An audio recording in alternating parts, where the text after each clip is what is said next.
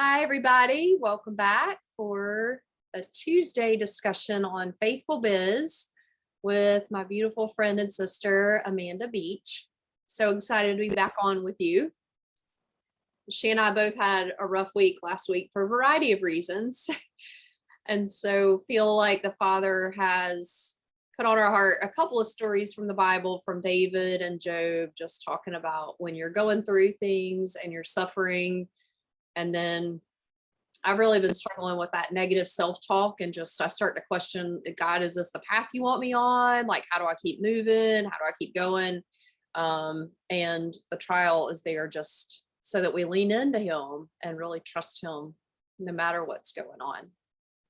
So I'm excited to hear the first story. We just were talking about David when he lost his baby from Second Kings. So I can't wait to hear your thoughts on that one.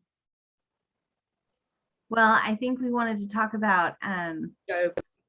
how to respond Yeah. in suffering, how to respond to crisis and suffering and these giants in our lives that seem so scary and hard and difficult. Like what should our response be, right?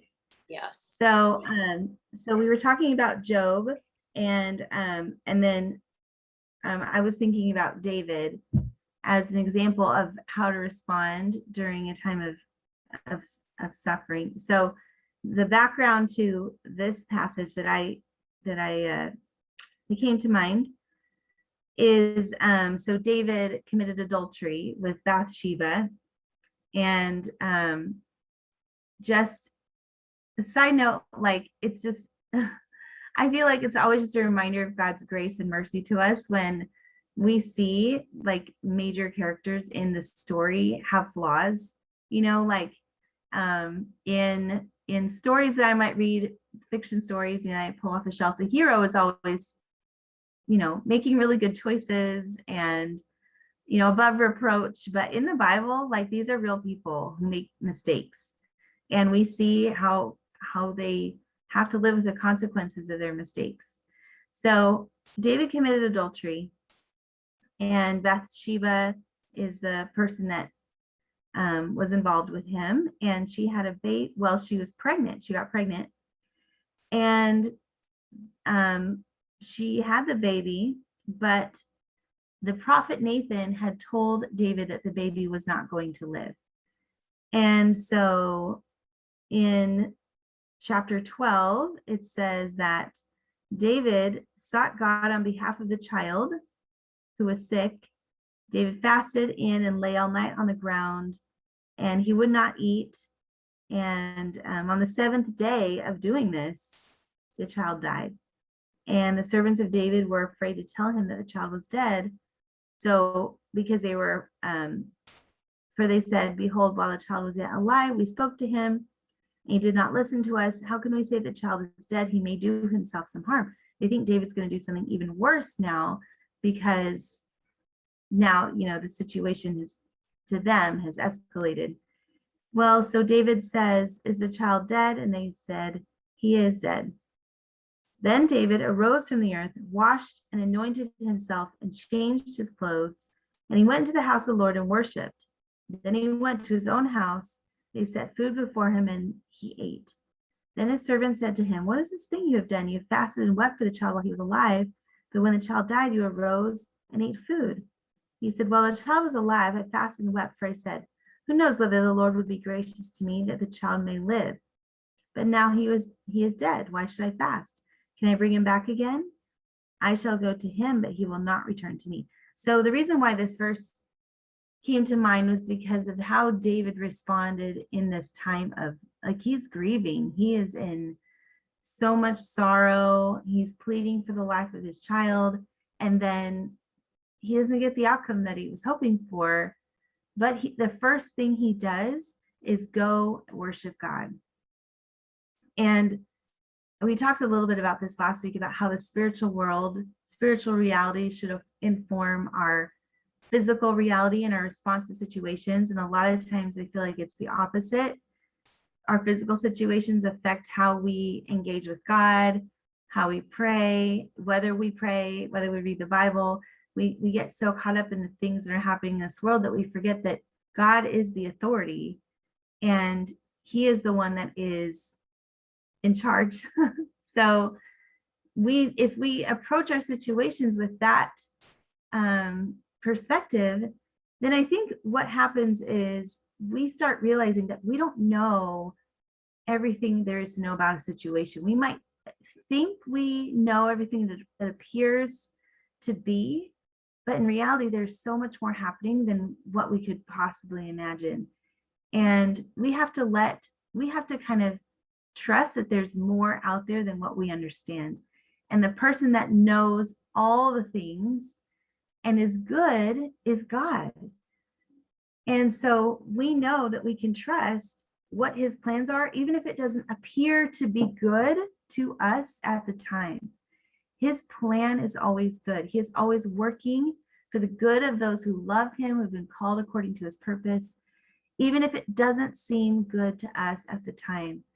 And I heard this really cool analogy the other day where there's a fish swimming around in a glass bowl, a goldfish, and it looks at a person that's like, what's wrong with that person? Why don't, how can they live? They're not in water. How can they survive? And, you would think that fish is a fish. It doesn't know anything about my life. It doesn't know anything about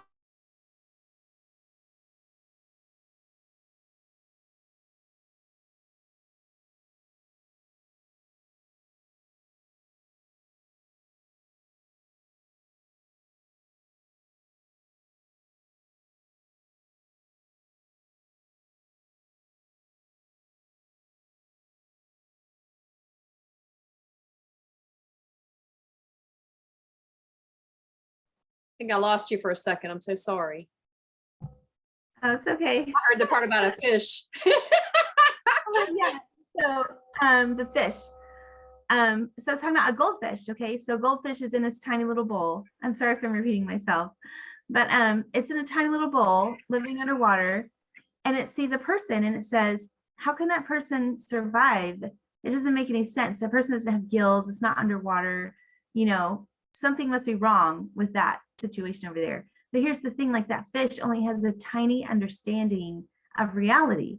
The fish is in a little bowl of water with gills. He doesn't know anything about my life. He doesn't know anything about humanity. He doesn't know anything about the world. All it knows is its tiny little bowl. So when we approach God with our own perspective of life and reality, we are missing who God is. He is even higher and more beyond us than we are to a goldfish.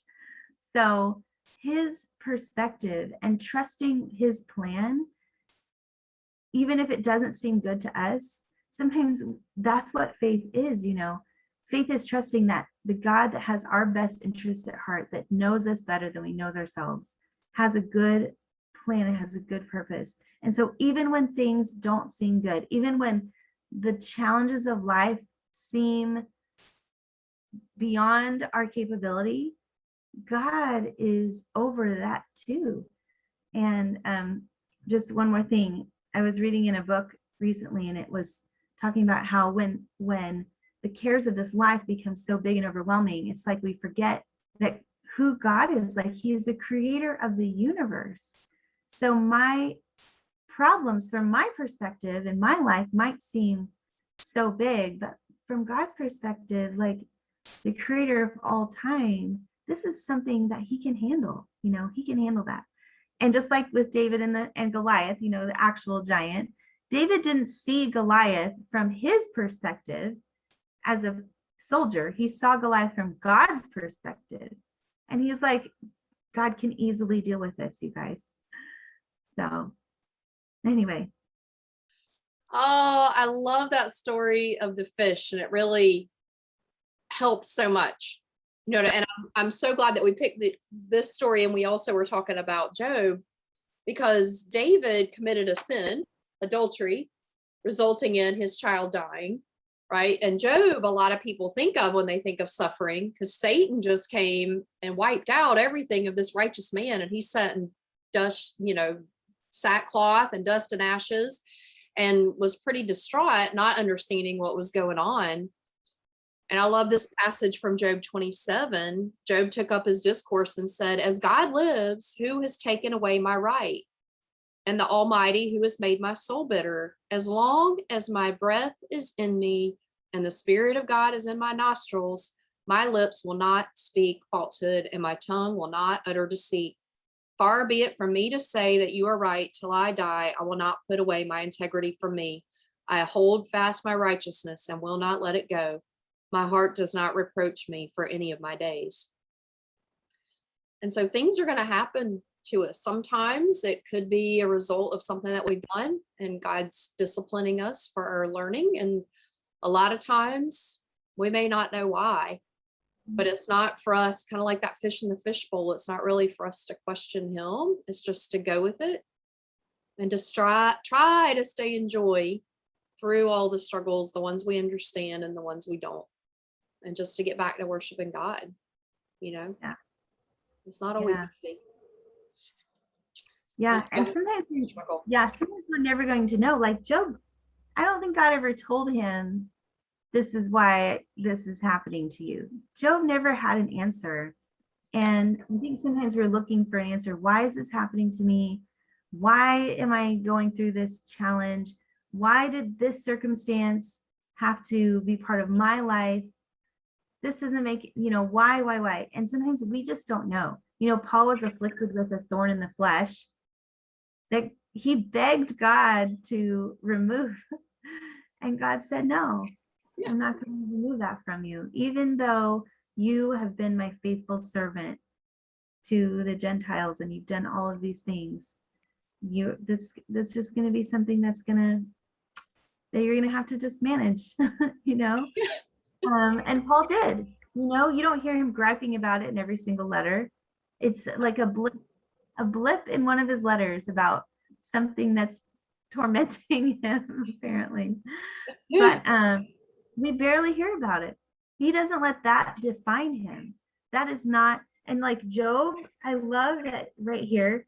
He still is not defining himself as a man in misery. This is my story, this is who I am.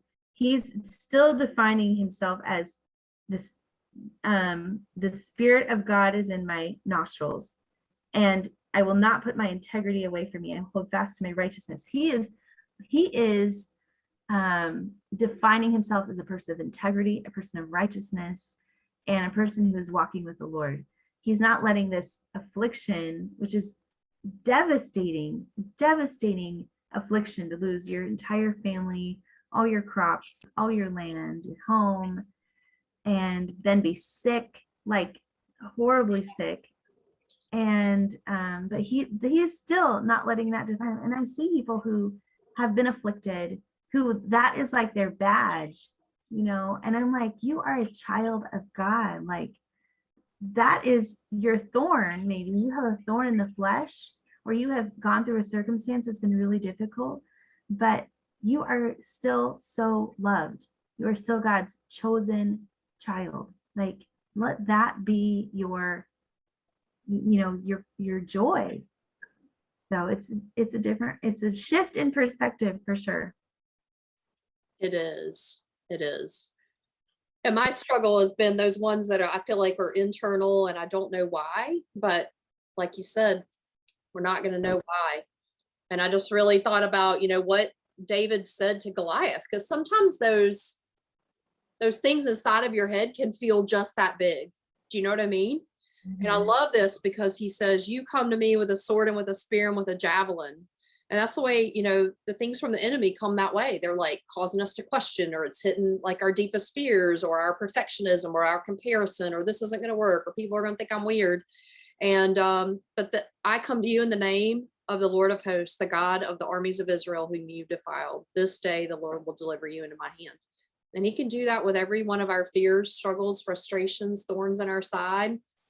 They feel really huge and like we're the only one going through it, but we're not the only one. There's person after person in this awesome, amazing book.